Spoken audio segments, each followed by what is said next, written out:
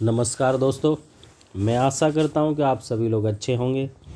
आज दिनांक 9 दिसंबर 2022 से संबंधित जीएस के इम्पोर्टेंट क्वेश्चन का संकलन आपको इस वीडियो में प्राप्त होगा, जो कि आपके सभी एग्ज़ाम में उपयोगी सिद्ध होगा।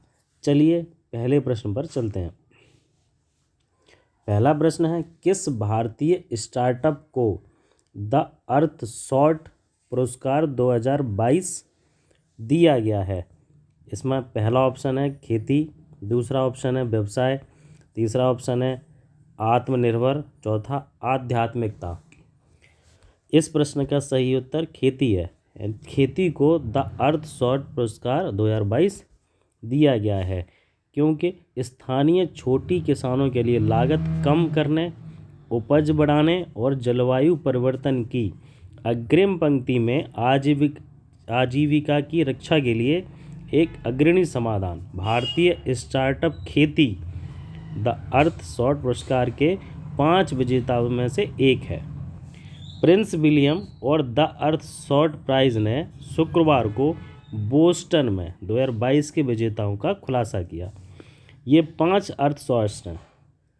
पहला है प्रकृति की रक्षा और पुनर्स्थापन, दूसरा हमारी वायु को स्वच्छ करो, तीसरा हमारे महासागरों को पुनर्जीवित करें, चौथा अपशिष्ट मुक्त विश्व का निर्माण करें, पांचवा हमारी जलवायु को ठीक करें। इसलिए इस सही प्रश्न का सही उत्तर पहला खेती है। चलिए अगले प्रश्न पर चलते हैं। अगला प्रश्न है, हाल ही में 100 अरब डॉलर की प्रेषण प्राप्त करने वाला पहला देश कौन बना? पहला ऑप्शन है अमेरिका, दूसरा भारत, तीसरा चीन, चौथा ऑस्ट्रेलिया। इस प्रश्न का सही उत्तर भारत है। यानी भारत 100 अरब डॉलर की प्रेषण प्राप्त करने वाला पहला देश बन गया है। क्यों? जो भी लोग, अब प्रेषण क्या होता है, इसके लिए जो भी लोग विदेश में जॉब करते हैं और वहाँ पैसे कमाते हैं, रुपए कमाते हैं, और उस रुपए को या धनराशि को भारत को ट्रांसफ़र या भेजते हैं, उस विधि को या उसे प्रेषण कहते हैं। इस प्रक्रिया में 100 अरब डॉलर की प्राप्ति यानी प्रेषण प्राप्त करने वाला पहला देश भारत बन गया है। इस प्रश्न का सही उत्तर भारत, दूसरा ऑप्शन सही है। चलिए अगले प्रश्न पर चलते हैं। हाल ही में 66वां महापरिनिर्वाण दिवस कब मनाया गया? पहला ऑप्शन है 5 दिसंबर, दूसरा 6 दिसंबर, तीसरा 7 दिसंबर, चौथा 8 दिसंबर। इस प्रश्न का सही उत्तर 6 दिसंबर यानी दूसरा ऑप्शन सही है। यह 6 दिसंबर को डॉक्टर भीमराव अंबेडकर द्वारा दिए गए सामाजिक योगदान और उनकी उपलब्धियों को याद करने के लिए मनाया जाता है।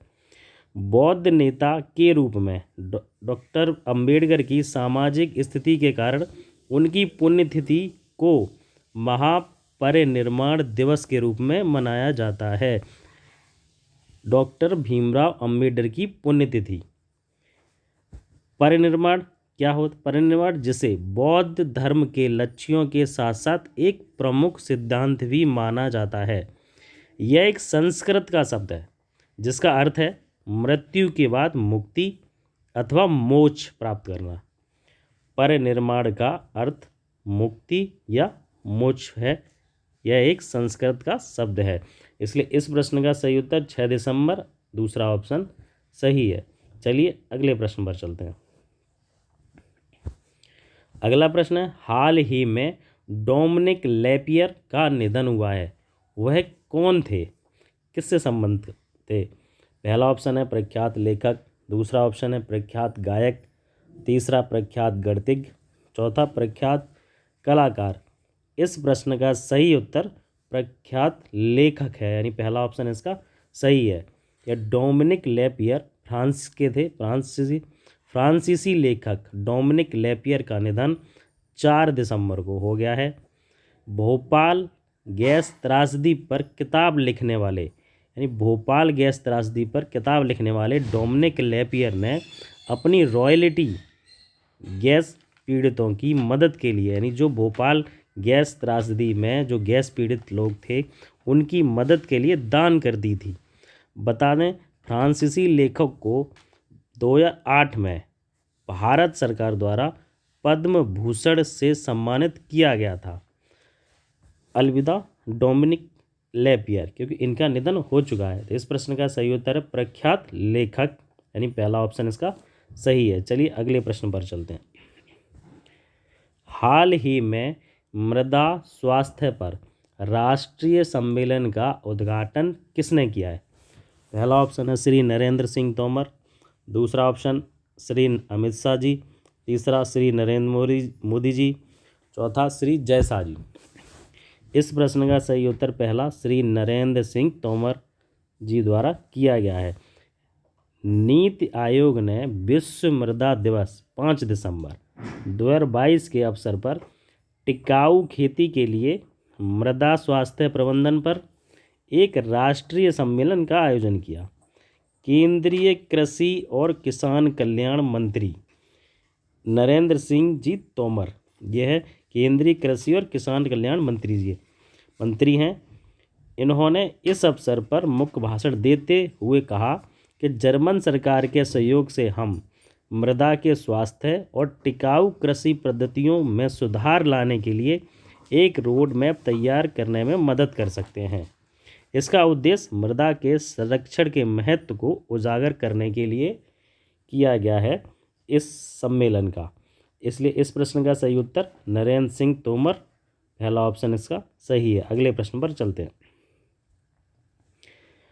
अगला प्रश्न है, हाल ही में नॉइस ने किसे अपना ब्रांड एम्बेसडर नियुक्त किया है? पहला ऑप्शन है रोहित शर्मा, दूसरा सूर्य कुमार यादव, तीसरा विराट कोहली, चौथा सुनील कुमार। इस प्रश्न का सही उत्तर विराट कोहली, यानी तीसरा ऑप्शन इसका सही है। भारत के प्रमुख connected lifestyle tech brand noise ने युवा icon youth icon Virat Kohli को अपनी स्मार्ट वॉच के लिए अपना नया ब्रांड एम्बेसडर बनाया है। यह कंपनी डिजिटल गैजेट्स बेचती है, स्मार्ट वॉच है। इस कंपनी की काफ़ी ब्रांडेड स्मार्ट वॉच हैं, इसीलिए इस कंपनी ने विराट कोहली को अपना ब्रांड एम्बेसडर बनाया है। इस प्रश्न का सही उत्तर विराट कोहली, तीसरा ऑप्शन इसका सही है। चलिए अगले प्रश्न पर चलते हैं। हाल ही में किस राज्य में 5 दिसंबर को पराक्रम दिवस मनाया गया? पहला ऑप्शन राजस्थान, दूसरा दिल्ली, तीसरा महाराष्ट्र, चौथा उत्तर प्रदेश। इस प्रश्न का सही उत्तर राजस्थान, यानी पहला ऑप्शन इसका सही है। लोंगेवाला युद्ध की 51वीं वर्षगांठ के अवसर पर राजस्थान में पराक्रम दिवस मनाया गया। 1971 के युद्ध के दौरान लोंगेवाला युद्ध में भारत की जीत की 51वीं वर्षगांठ को चिन्हित करने के लिए 5 दिसंबर को राजस्थान के जैसलमेर सैन्य स्टेशन पर लोंगेवाला युद्ध स्मारक में पराक्रम दिवस मनाया गया। इस प्रश्न का सही उत्तर राजस्थान है, जिसमें यह पराक्रम दिवस मनाया गया 5 दिसंबर को। पहला ऑप्शन इसका सही है। चलिए अगले प्रश्न पर चलते हैं। अगला प्रश्न है, भारत सरकार ने किस राज्य में तराई हाथी अभयारण्य की स्थापना को मंजूरी प्रदान की? पहला ऑप्शन राजस्थान, दूसरा उत्तर प्रदेश, तीसरा महाराष्ट्र, चौथा दिल्ली। इस प्रश्न का सही उत्तर उत्तर प्रदेश है, दूसरा ऑप्शन इसका सही है।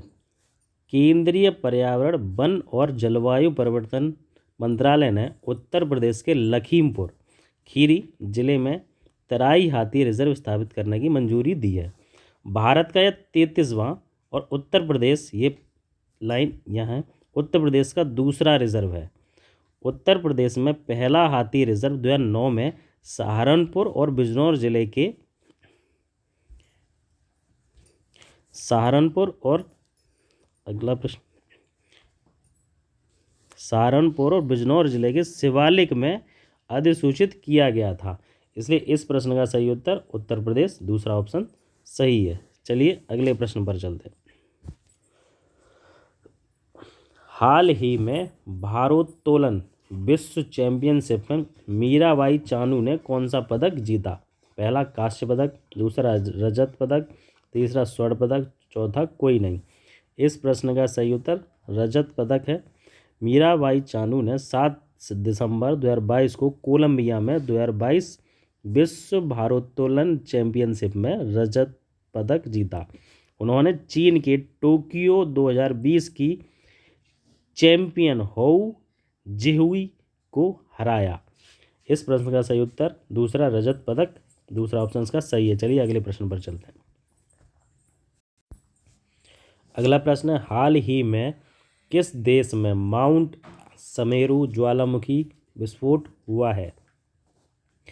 पहला ऑप्शन इंडोनेशिया, दूसरा भारत, तीसरा अमेरिका, चौथा चीन। इस प्रश्न का सही उत्तर पहला ऑप्शन इंडोनेशिया है। इसे द ग्रेट माउंटेन के नाम से भी जाना जाता है। यह जावा इंडोनेशिया का सबसे ऊंचा ज्वालामुखी है, इसलिए इस प्रश्न का सही उत्तर इंडोनेशिया है। यह माउंट समेरू ज्वालामुखी विस्फोट हुआ है इंडोनेशिया। इस प्रश्न का सही उत्तर पहला ऑप्शन इंडोनेशिया। चलिए आगे चलते हैं। यह प्रश्न आगे 11वां, हाल ही में भारत की अध्यक्षता में पहली G20 शेरपा बैठक किस शहर में आयोजित की जा रही है? इस प्रश्न का उत्तर आपको कमेंट बॉक्स में देना है। इस प्रश्न का उत्तर पहले वाली वीडियो में मैं आपको बता चुका हूं, इसलिए इस प्रश्न का सही उत्तर आपको कमेंट बॉक्स में देना है। आपको यह वीडियो कैसा लगा कमेंट बॉक्स में कमेंट कर बताएं तथा इस वीडियो को लाइक करें। धन्यवाद।